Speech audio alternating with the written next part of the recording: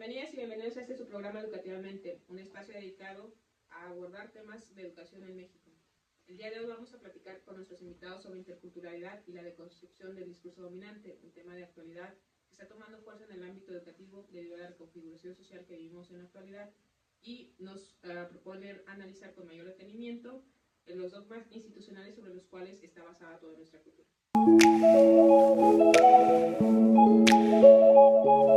Para abordar este tema en un enfoque multidisciplinario y transversal, le doy la bienvenida a mis invitados el día de hoy, la doctora Daniela Domínguez, la maestra socióloga América Cruz y el doctor en filosofía, pensamiento ideológico, Gustavo Estrada. Bienvenidos a este su programa.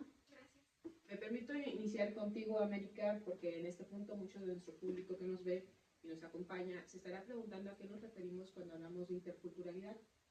Para entrar en materia, cuéntanos, ¿a qué nos referimos cuando hablamos de interculturalidad en la actualidad? De acuerdo con la UNESCO, cuando hablamos de interculturalidad, nos referimos a la presencia de interacción de diversas culturas, generando expresiones culturales compartidas. Los principios de interculturalidad se pueden resumir en lo siguiente. El primero es que no existen culturas mejores que otras ni más avanzadas, sino que todas son igualmente dignas y merecedoras de respeto. Es por eso que tenemos que tratarlas conforme a los criterios que plantea la misma cultura. El segundo es que las culturas se enriquecen con el contacto unas con otras. El mayor enriquecimiento lo podemos encontrar en la migración, en el mestizaje e incluso en la integración. De acuerdo. Bueno, quisiera agradecer primero la invitación al programa y complementando la información de nuestra compañera, me gustaría plantear que observando o analizando dentro de la cultura, muchos grupos o ciertos grupos, no es que sean unos más que otros, sino que muchas veces hay ciertas condiciones de bienestar que favorecen diferentes culturas, ¿no? Ya sean éticos, religiosos, lingüísticos, así como su capacidad para expandirse y reproducirse. Por ejemplo, en muchos países las minorías étnicas a menudo enfrentan barreras ya sea en el acceso a la educación, el empleo y otros servicios de salud, lo que perpetúa la desigualdad estructural. Al cuestionar las injusticias históricas o coloniales, la interculturalidad crítica se convierte en una herramienta crucial para abordar las desigualdades arraigadas. Sin embargo, es importante tener en cuenta que este enfoque puede enfrentar diferentes resistencias a aquellos que se benefician por esa estructura de poder. Entonces, a ver si entendí o vamos comprendiendo adecuadamente. Hablamos de una apertura. Regreso contigo, América. A ver, cuéntanos o amplíanos. Tenemos que aprender a relacionarnos con los que son diferentes a nosotros y para esto pues necesitamos tener esta apertura mental para aprender a tratarlos como ellos quieran ser tratados. Y en la actualidad podemos ver que en las escuelas se promueve esta interculturalidad al hacer los intercambios, en las que no solo se ve beneficiado el estudiante que hace el intercambio, sino también la institución receptora. En esta ambos pueden aprender uno del otro y enriquecer estas características que los estudian. Bueno, entonces estamos hablando de algo interno, ¿verdad? Aquí entonces me gustaría pasar contigo, Daniela, y nos ayudas a entender esta idea o este concepto, cómo se empalma con deconstrucción. Primeramente, quiero expresar mi sincero agradecimiento por invitarme a este podcast. Estoy muy emocionada de compartir mis conocimientos con ustedes. Gracias. Primeramente, ¿qué es la deconstrucción? Esto viene, o bueno, la palabra proviene de un filósofo francés llamado Jacques Derrida, que lo inventó en el siglo XX, en el cual habla sobre que el objetivo de una persona de construirse, o bueno, esta palabra, es analizar y cuestionar las estructuras de significado en el lenguaje y la cultura, pero no quiere decir que deconstruirse es sinónimo de destruir, sino más que nada es ese cuestionamiento hacia lo que ya sabemos o lo que damos por dado, la manera en cómo nosotros nos desarrollamos como personas, la manera en cómo estamos en sociedad. Me parece que estamos entrando entonces en el aspecto, la tendencia dominante.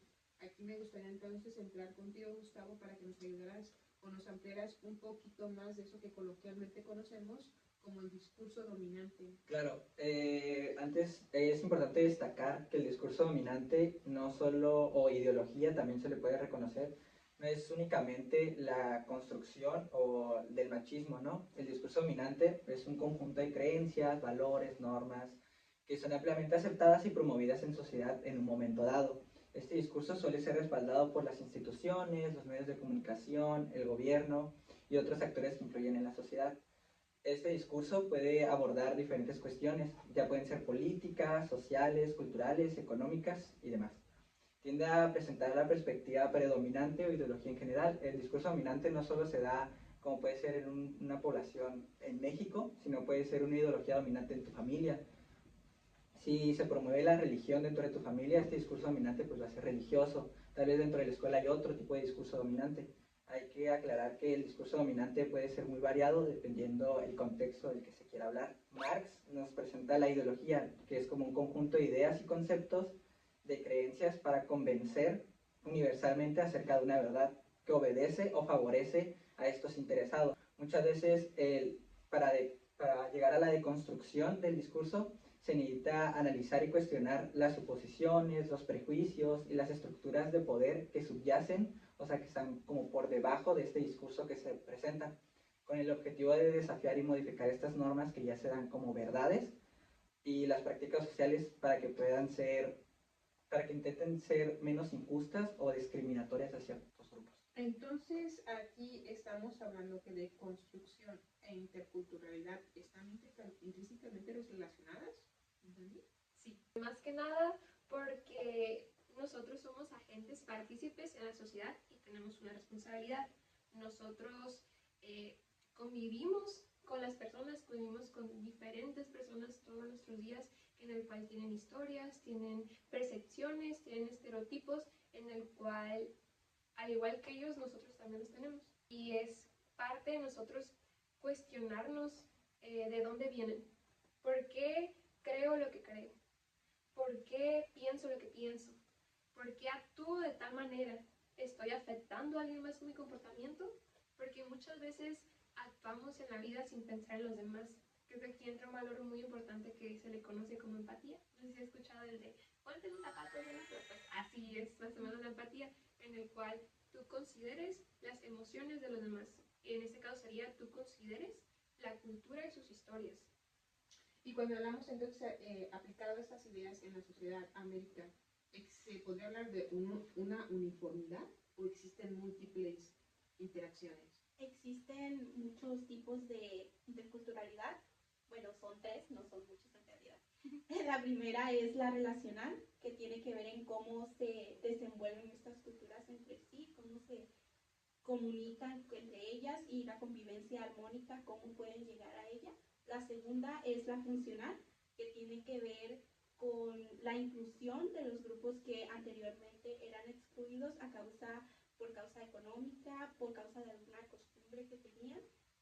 Se busca incluirlos con estos mecanismos igualadores para poder estar dentro de la sociedad. Y la crítica, que tiene que ver con plantear este debate para abrir cuestionamientos sobre sus relaciones culturales y poder fomentar un diálogo cultural. Esto plantea todo un desafío. Entonces, ¿cómo se unifica todas estas diversidades en una misma aula? A ver, Gustavo, analizándolo en el enfoque filosófico, ¿cómo podríamos esto enfocarlo a la educación en el país y que se pueda llevar a cabo de manera un poco más aceptada? Claro, es muy complicado, ¿no? Ver diferentes culturas que tienen que convivir sanamente, porque pues, convivir se puede convivir malamente, pero convivir sanamente dentro de un mismo aula. Y dentro de la educación en México podemos ver cómo hay pues el mismo discurso dominante muchas veces funciona para hacer bullying en un aula hacia cierta cultura. Dentro de la educación en México podemos observar que hay un mismo discurso dominante, ¿no?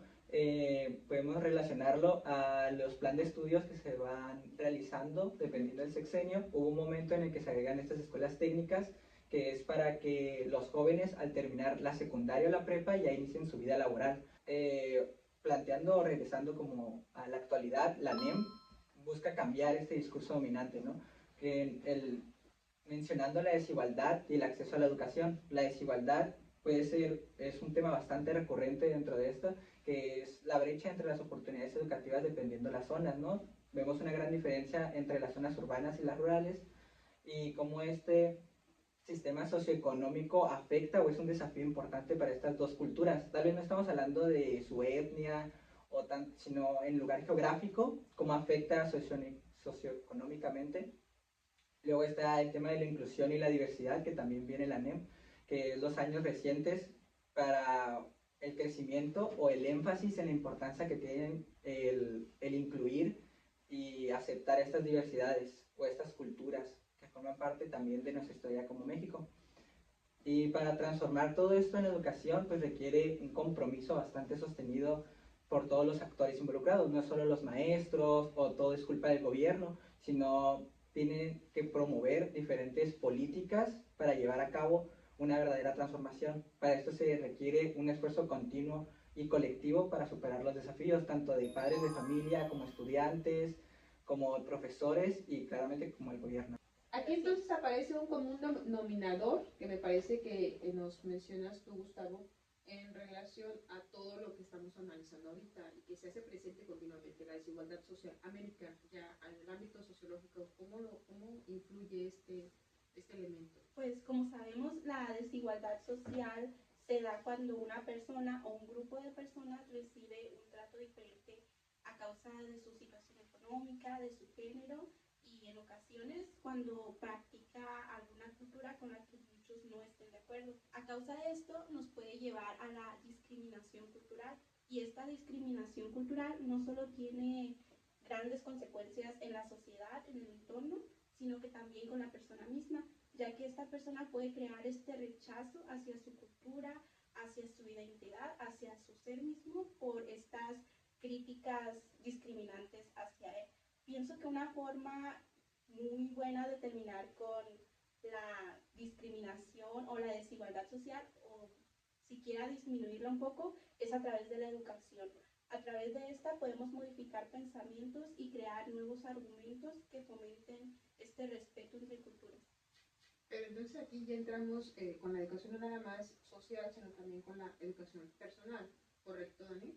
Sí, en mi práctica diaria yo lo puedo ligar mucho, por ejemplo, como decía el doctor de filosofía, Gustavo, sobre las escuelas. Yo trabajé como orientadora y como psicóloga en una escuela pública en secundaria y llegaban clases o muchos casos también en el cual hablamos sobre estos temas y yo les decía que muchas veces no está no es mucho el problema en nosotros, sino también hay que darle una carga también a lo contextual. Lo puedo ligar fácil con el modelo social de discapacidades, es algo que actualmente se ve en la educación en México y en la sociedad, donde se está intentando implementar, en el cual ya no la mirada está tanto en la persona con esa discapacidad, sino que está en su contexto.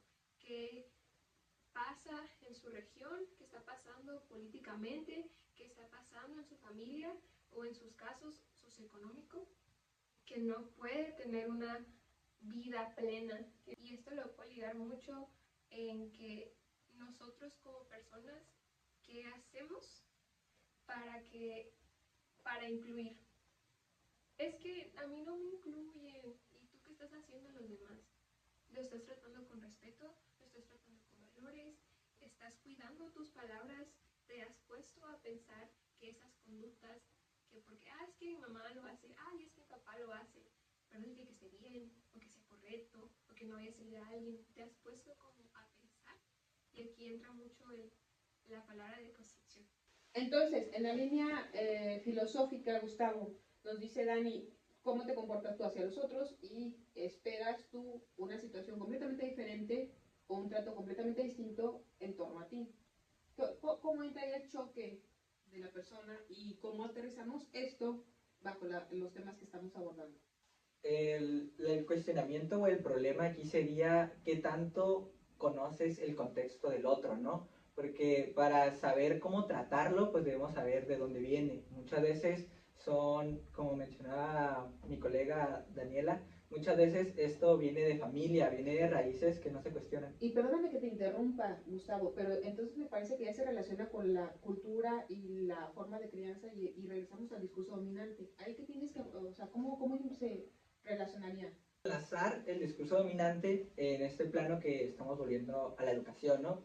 Volvemos a lo mismo, los actores, cómo el gobierno, los docentes, los padres, la sociedad en general afecta a esta interculturalidad y a la deconstrucción del mismo discurso que ya se lleva con los años, ¿no? Se busca cuestionar este enfoque para transformar el sistema educativo para lograr ser más inclusivo y respetuoso de la diversidad cultural y social, y sobre todo que sea equitativo. No buscamos, porque como mencionamos desde un principio, pues aunque no valga más una cultura que otra, si hay personas que necesitan más apoyo o cierta cultura necesita un cuidado más por esta desigualdad que existe. Muchas veces ciertos grupos son más atacados que otros. Entonces, a pesar de los esfuerzos y las intenciones que se puede llevar a cabo para lograr estas transformaciones, la realidad es que la implementación en práctica puede ser muy complicada y a menudo se queda en el ámbito de las palabras, ¿no? Muchas leyes, políticas que pues no se puede traducir a acciones concretas.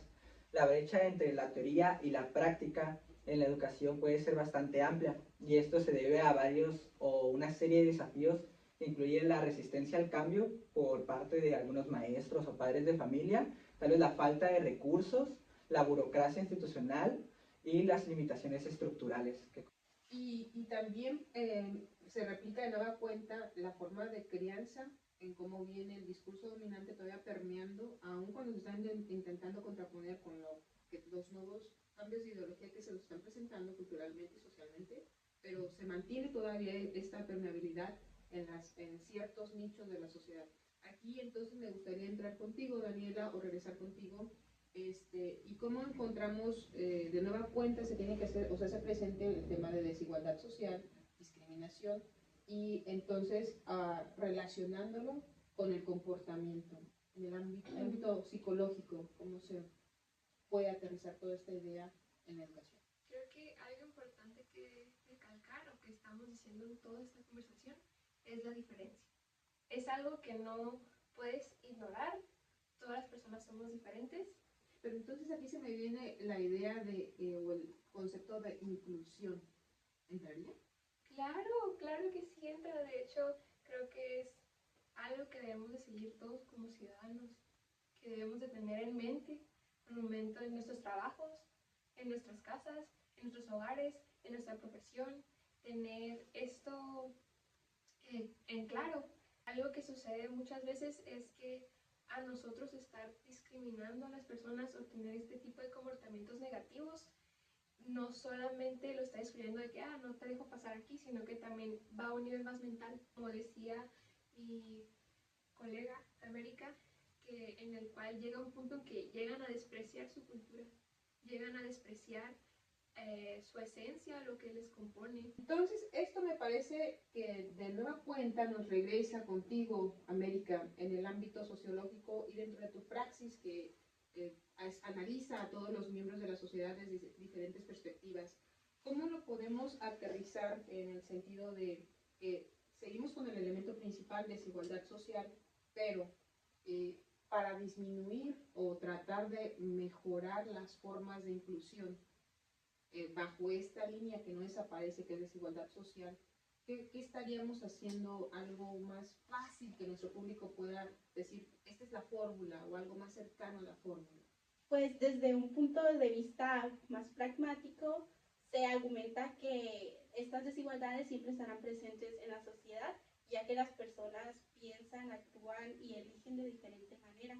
El problema está en cómo son tratadas estas diferencias y qué se hace para garantizar que todas las personas tengan ese acceso a los recursos básicos y a la igualdad de las oportunidades, ya que en esta actualidad en la que estamos de globalización, la migración estaba muy presente, donde los países no tienen esta adecuada forma de vida, entonces las personas se desplazan hacia otro lugar buscando un mejor lugar para vivir, y es ahí donde empieza esta xenofobia, esta discriminación, este racismo del país receptor que no acepta o incluirlos a su economía.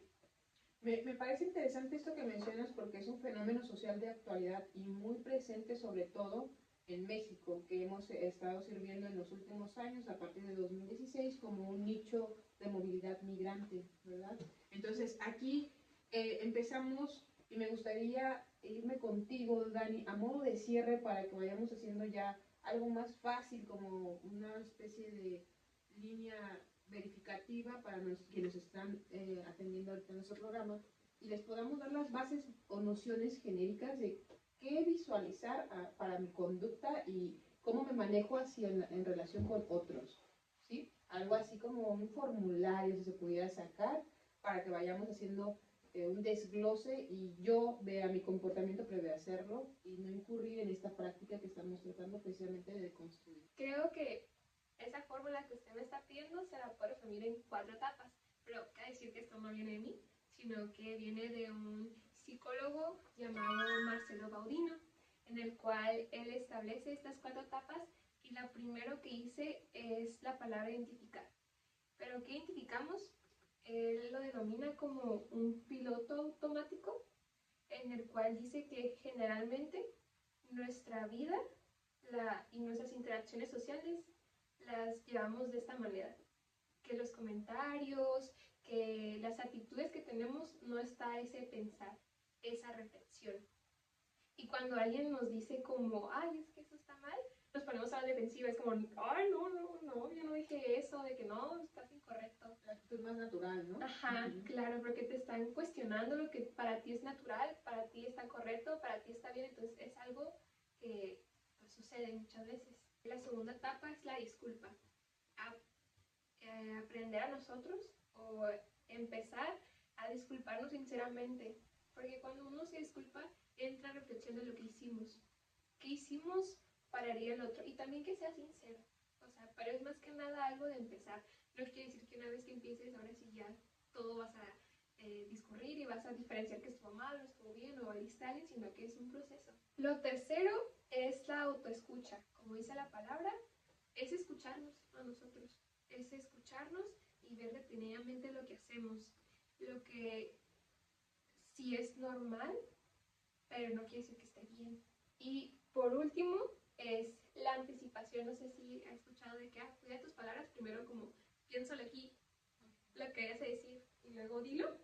Pues entra mucho esto en la anticipación, como esto puede herir a alguien, esto va a afectar a alguien de alguna manera. No quiere decir que vayamos toda nuestra vida como, ¡ay, no!, encerrados en una burbuja o intentando no herir a alguien, porque técnicamente es imposible, pero sino que esté ese ejercicio, ¿no? Un ejercicio continuo. Esas serían como las 4 etapas o los tips que yo les puedo dar a ustedes para poder empezar como a deconstruirse. Recuerden, no es destruir, simplemente es reflexionar. Pues bien, aquí nosotros vamos a tener que considerar que conceptos como cultura, identidad y estereotipos que han formado parte de todo nuestro campo teórico y aplicativo durante muchas generaciones, y se puede decir toda nuestra vida de algunos, y que forman parte de la línea antropológica, se hace necesario pensar o replantearlos en cómo se van reconceptualizando y qué posibilidades tienen de mejorarse en el sentido de formular respuestas que realmente atiendan a la sociedad contemporánea, pero también que adopten esa línea moderna sin perder valores ni principios éticos, que vayan a la par simultáneamente las relaciones que tenemos día a día. Y me parece que la interculturalidad es un ejemplo claro de esta evolución que estamos teniendo, y la interculturalidad y deconstrucción no pueden comprenderse solamente por separado, deben de estar continuamente, como nuestros expertos lo acaban de mencionar, de la mano y en un mismo canal para poder eventualmente dar un fruto. Entonces aquí no solamente tenemos que voltear a ver las posturas políticas, como lo mencionaron nuestros ponentes, ni tampoco propuestas de acción únicamente de un lado de los actores, sino que tienen que estar todos los actores involucrados y empezar a generar esas líneas de pertenencia, ideas y explicaciones antropológicas para poder eventualmente llegar a una interacción más adecuada en un futuro o en la sociedad que nos presenta el día de mañana. Aquí plantear que las relaciones interculturales han sido trabajadas como parte de un instrumental antropológico desde hace varias décadas es proponer una reflexión que nos permita a todos recuperar los aportes de una ciencia que ha hecho el hombre y sus culturas de el quehacer que tenemos nosotros como miembros activos de la sociedad. Daniela, Gustavo, América, me dio gusto tenerlos aquí. Gracias por ayudarnos a comprender esta temática. Esperamos poder tenerlos en el futuro en algún otro programa. Y les agradecemos a ustedes quienes hacen posible este programa y nos siguen y nos escuchan a través de las diferentes redes y servicios sociales que tenemos. Gracias, efectivamente, hasta pronto.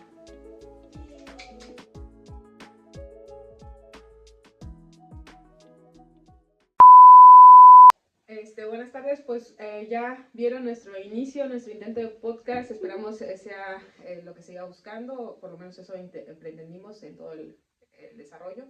Y nos metimos en un rol de personajes para poder llevar a cabo la dinámica un poco más formal. Esto no evita o evade que nosotros tengamos la opinión personal respecto a la materia que viene relacionada o en materia de lo que se está calificando. Y entonces aquí me gustaría iniciar a mí con pues mi reflexión final sobre la materia. Es muy básica, pero no por ello implica que es simple. Considero que la materia como tal que vimos me aportó a mí particularmente una gran distinción entre integración e inclusión. La inclusión generalmente uno la tiende a confundir con la integración, y en los diversos ejercicios y prácticas que estuvimos realizando durante todo el semestre, a mí me dejó con un poco más de complejidad en ese último vocablo, inclusión, porque me hizo reflexionar respecto a situaciones que yo no conozco, que me son ajenas y de las cuales no tengo ni idea de cómo tratarlas ni cómo llevarlas a cabo. Entonces la materia para mí, eso fue el aporte más importante y significativo que me fomentó, el pensar o detenerme antes de aplicar a hacer ciertas situaciones en las que yo considero que para las cuales todos están listos o preparados. Eso creo que es lo más importante para mí. Y específicamente el tema que más me dejó como marcada, tal vez porque fue el tema que expuse, es el de mi propia exposición, que me habló respecto a las personas con educación especial, que realmente no hemos avanzado mucho respecto a la última renovación que se hizo, y que estamos hablando después del inicios del siglo XX. Entonces seguimos tratando a ese colectivo con mucha brecha de desigualdad y que se ve difícil, pero me hizo concientizar al respecto. Bueno, pues para mí el curso ha sido bastante importante, puesto que se presentaron varias definiciones y varios conceptos que yo antes de entrar decía, claro que sé que es discriminación, claro que sé que es discapacidad, pero llegaban a preguntarme si yo me quedaba como, uy, ¿cómo lo defino? O sea, en mi cabeza tengo una idea de un ejemplo o de una situación, pero ya en concreto o en sí, o todo el trasfondo que lleva esa palabra, no sabía o lo tenía muy al aire. A mí el curso me pareció, o en manera personal, me dejó el cuidado de las palabras que utilizo al expresarme con alguien. Muchas veces tú veías ya era discapacidad motriz, intelectual o alguna falta de capacidad en una persona, ya era discapacitado. Entonces, como tener este cuidado hacia el cómo referirte a alguien y cómo tratarlo, ya no sea solo por una discapacidad o como persona, ¿no? Porque muchas veces o estas palabras nosotros ya las tenemos definidas o conocemos, creemos conocer el significado real, cuando realmente ese no es su significado como tal de la palabra. Y me parece también las complicaciones que se tienen o se pueden llevar a cabo para lograr hacer algo realmente con la educación o volver inclusiva la educación, como muchos factores intervienen y no solo es como, pongan la política y ya, y se va a resolver, ¿no? Sino todo esto que se vuelve muy complicado para lograr hacerlo. Y yo solo tengo una queja sobre el curso, que es, no sé si es, no creo que sea culpa del profesor de la materia, sino creo que nosotros como salón, cuando nos referíamos a inclusión, nunca vimos diferentes, o sea, se hablaban sobre etnias, sobre diferentes, tal vez, siempre nos referíamos a la discapacidad.